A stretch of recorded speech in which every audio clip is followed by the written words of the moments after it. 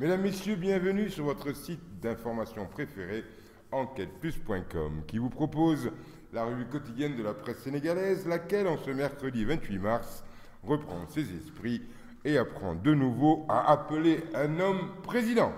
Prestation de serment de du président Macky Sall, ce sera lundi prochain, annonce Walfadjri. Et oui, tout s'est fait en douceur et Daoud en direct info est heureux, écrivant que le Sénégal a retrouvé sa place de triple A dans la bourse des valeurs démocratiques de Dakar au Cap, la rengaine et partout la même. C'est un peuple majeur. À cela viennent se greffer les honneurs discernés à Wade et à Macky par la classe dirigeante mondiale pour nous avoir servi une belle leçon de grandeur.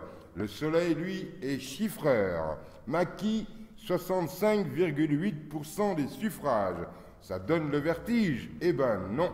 À la une du même soleil, le nouveau président invite ses partisans à cultiver l'humilité.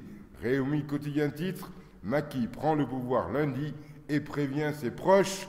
Après la mise en place du gouvernement, il y aura des grincements de dents et des surprises dans nos rangs. Pour Libération, Macky Sall, face aux membres du directoire de son parti, l'APR, a tracé la ligne rouge à ne jamais franchir pour convaincre les plus sceptiques quant à sa volonté de marquer une rupture par rapport au mode de gestion du régime sortant.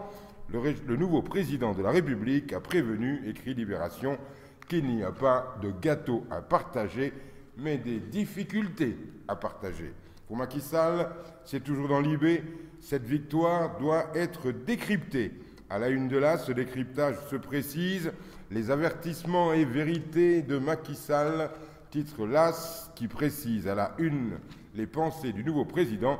Les Sénégalais ont sanctionné l'arrogance du PDS. Il faudra être discipliné et il mettra un point d'honneur sur le comportement. Pour Macky Sall, les choses sont claires. Les Sénégalais ont sanctionné le manque d'humilité, de modestie et l'impunité qu'il y avait dans le régime sortant. D'ailleurs, l'observateur ne s'y trompe pas et envoie ce message quasi médical. Macky Sall, un président admis aux urgences. C'est un des Sénégalais les plus heureux du moment, écrit l'observateur, mais le nouvel homme fort du Sénégal aura à s'attendre à des lendemains difficiles au vu des grands dossiers qui l'attendent sur le bureau présidentiel.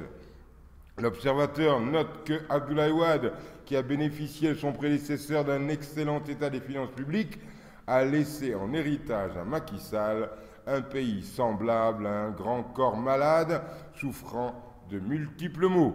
Pour cela, le populaire titre, Macky Sall cherche ses hommes clés et le peuple y voit une femme. À la primature, Eva Marie Colsec. Mais de grâce, président, pas de serment folklorique, écrit Ahmad Khan dans le quotidien. Wade sort, Macky entre, écrit Ahmad Khan dans ce même journal.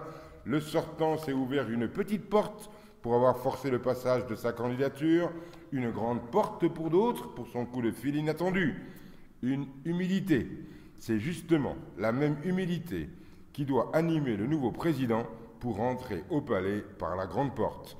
La saveur de 2000 n'est pas la même que celle de 2012. Wade le Messie a eu l'honneur d'être reçu par tout un stade que même un Barça Real au Sénégal n'aurait jamais pu avoir. C'était une fête de bienvenue. Mais Macky n'est pas un Messie. Il doit prêter serment pour rassurer les Sénégalais. Il doit ranger le folklore. Pour le quotidien, l'état comateux dans lequel le régime sortant a laissé le Sénégal exige encore du nouveau médecin une approche lénifiante qui commence par le premier acte que pose le nouveau locataire du palais.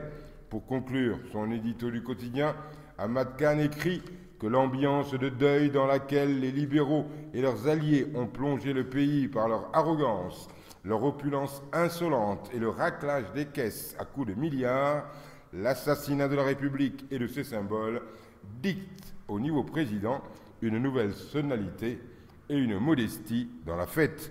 Et pour la tribune, ce nouveau pouvoir de Macky Sall devrait marquer la fin du temps des transhumances et il faudrait créer pour cela un observatoire de l'éthique en politique qui aura entre autres mission de dresser des barrières sur les sentiers de la transhumance.